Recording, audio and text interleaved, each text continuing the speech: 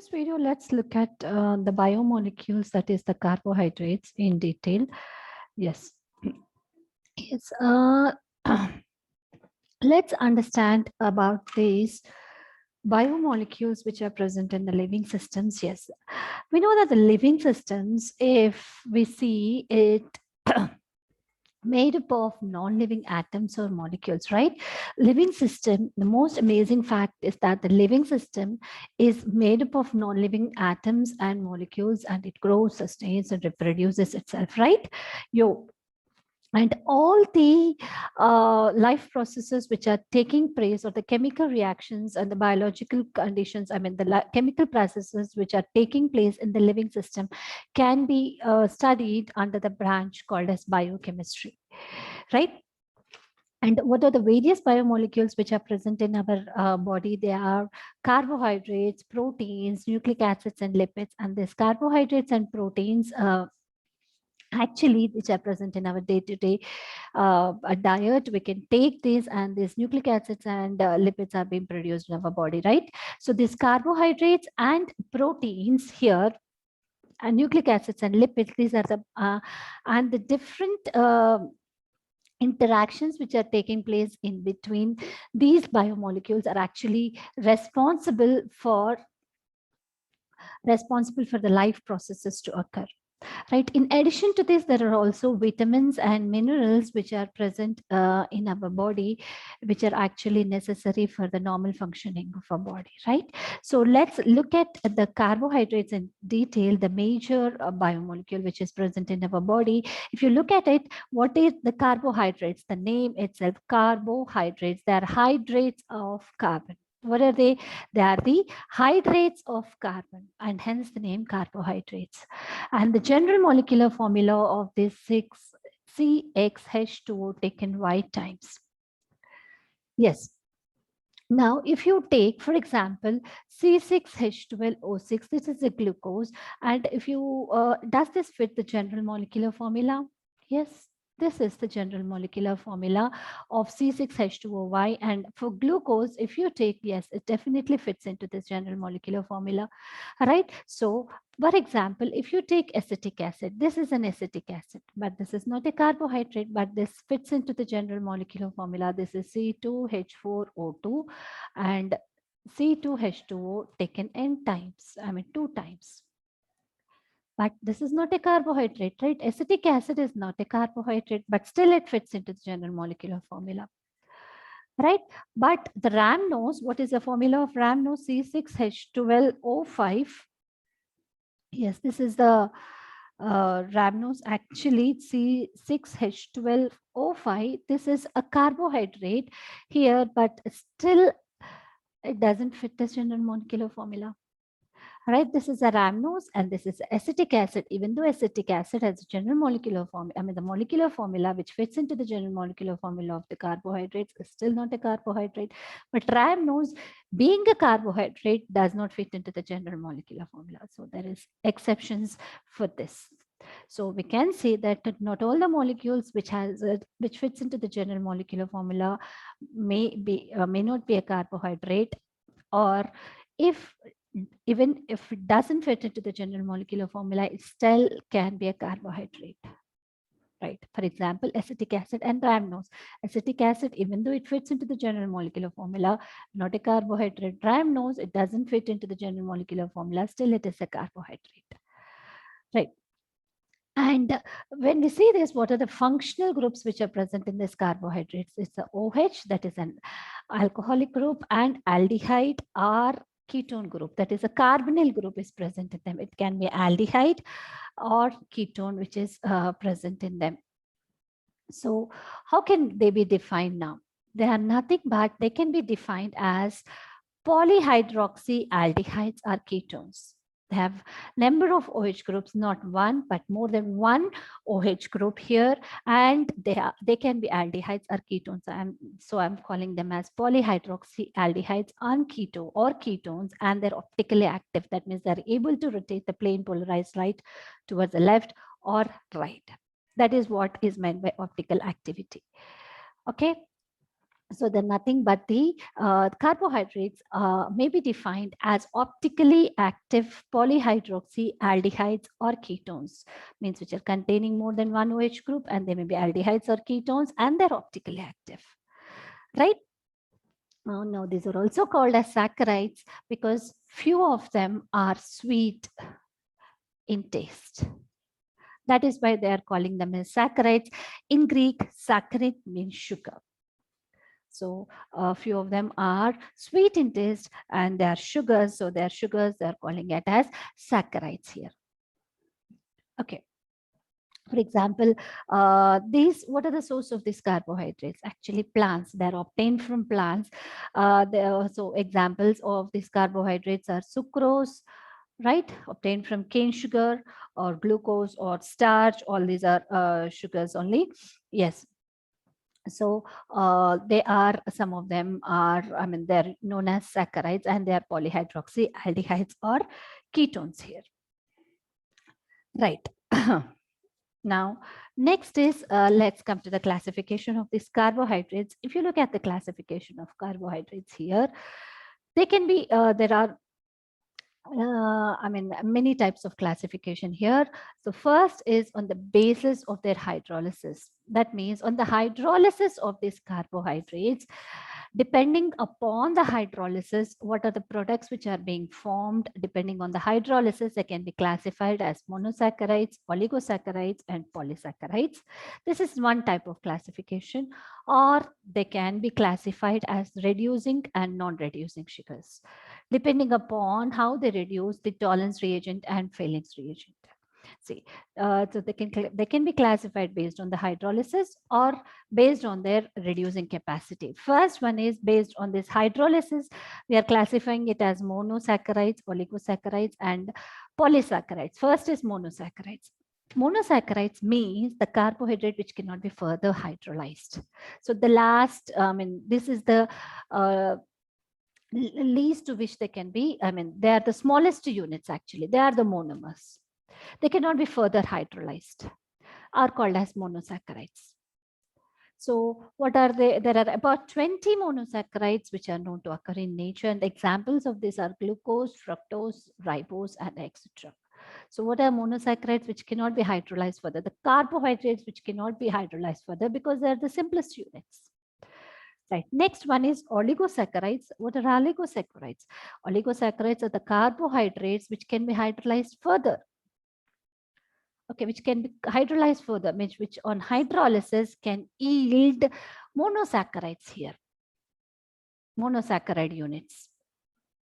Okay, which on hydrolysis they yield monosaccharide units, and depending upon the number of monosaccharide units which are being formed, they can be further classified as disaccharides, which means that on hydrolysis it produces 2 monosaccharide units. They are called disaccharides. If it's yielding 3 monosaccharide units, then they're called trisaccharides. If it's yielding 4 monosaccharide units, tetra, pentasaccharides, hexasaccharides, and so on. So depending upon the monosaccharide units which are being formed in the hydrolysis of these carbohydrates, they can be classified as di, tri, tetrasaccharides, and so on. So what are the examples of this? Firstly, in this, we are dealing with the disaccharides only. That means here disaccharides which are yielding 2 monosaccharide units. For example, I've taken here sucrose and maltose. This sucrose yields on hydrolysis 1 molecule of glucose and 1 molecule of fructose. And maltose on hydrolysis will yield 2 molecules of glucose. It's are the same here. So on hydrolysis, we can get same molecules or different molecules, right? These two are same, but these are different, right? So on hydrolysis, the monosaccharide units which are obtained may be same or different.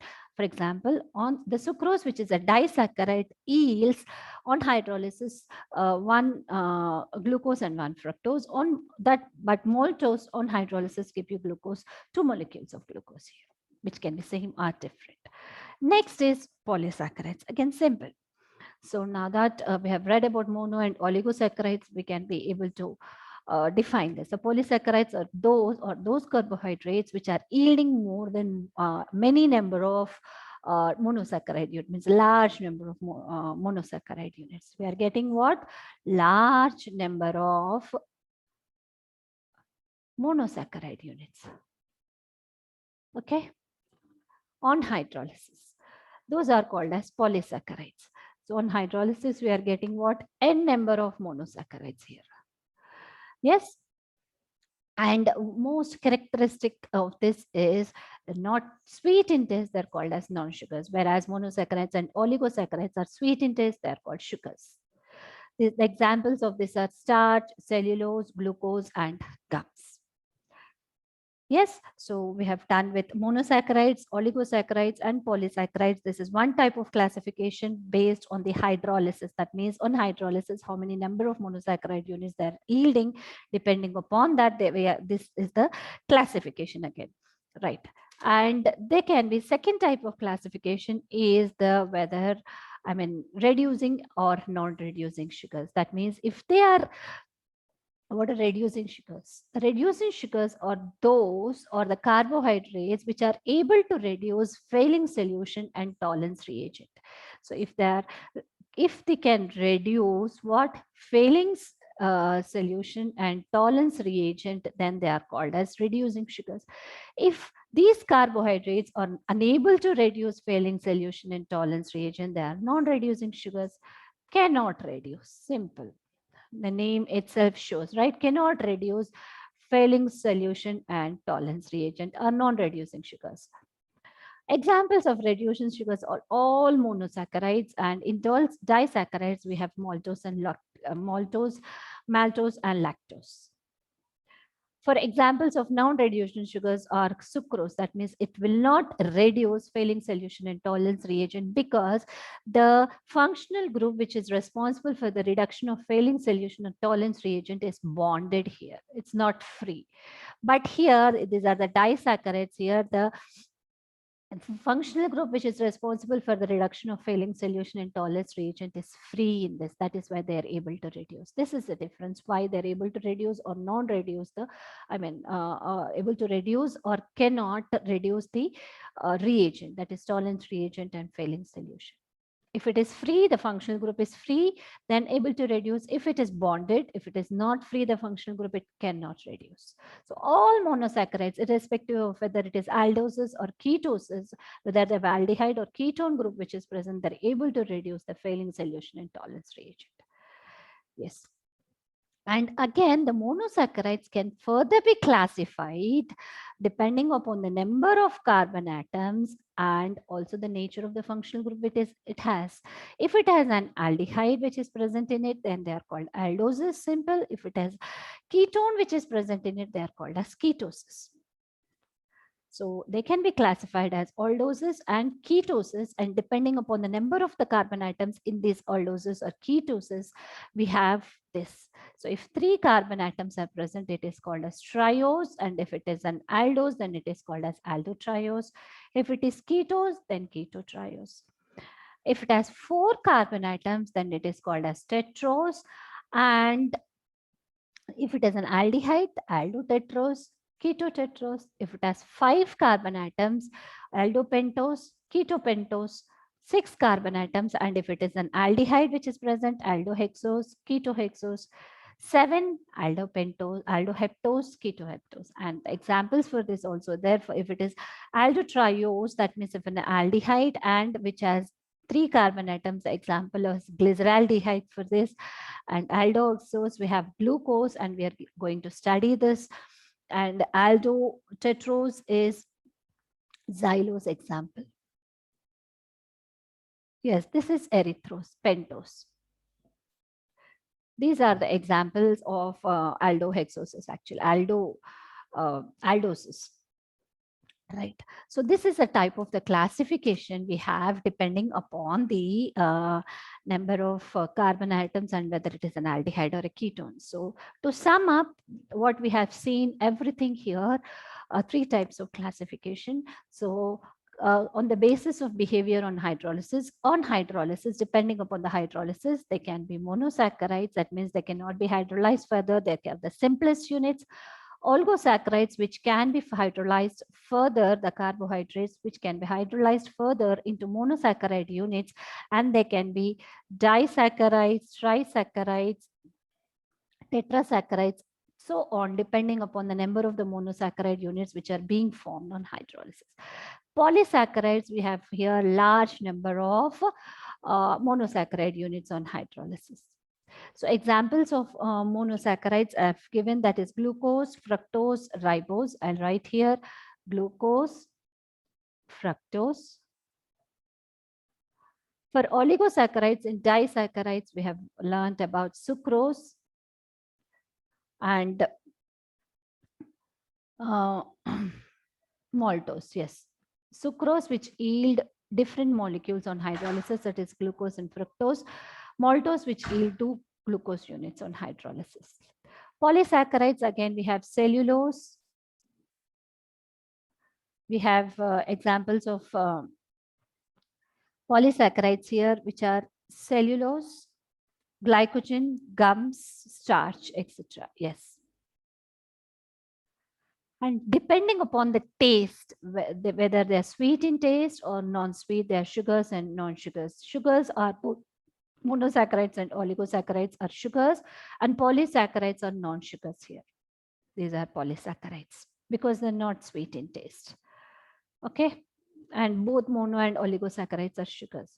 And sugars can be reducing sugars and non-reducing sugars. Reducing sugars are those which are able to reduce failing reagent, failing solution and tolerance reagent.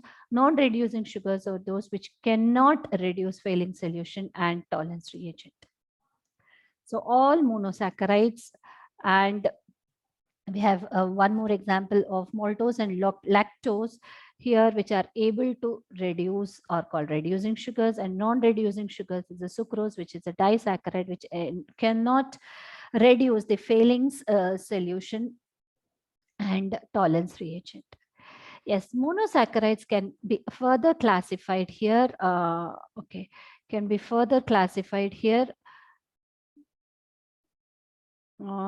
depending upon whether it is a, what functional group which is present, that is aldoses and ketosis. If it is an aldehyde, then it is an aldoses.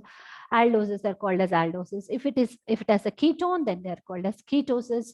And yeah, this is a classification based on the hydrolysis, based on the taste, based on whether it can reduce the failing solution and tolerance reagent. And the monosaccharides can be further classified depending upon the functional group it has, if it has an aldehyde or ketone.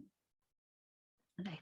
So if you like my video, please do like, share, and subscribe my channel. And the whole chapter has been discussed on my YouTube channel, and the link of it, the description about the link has been given in the description box below. If you want me to make any video on any particular topic, can share it in the comment section. Yes.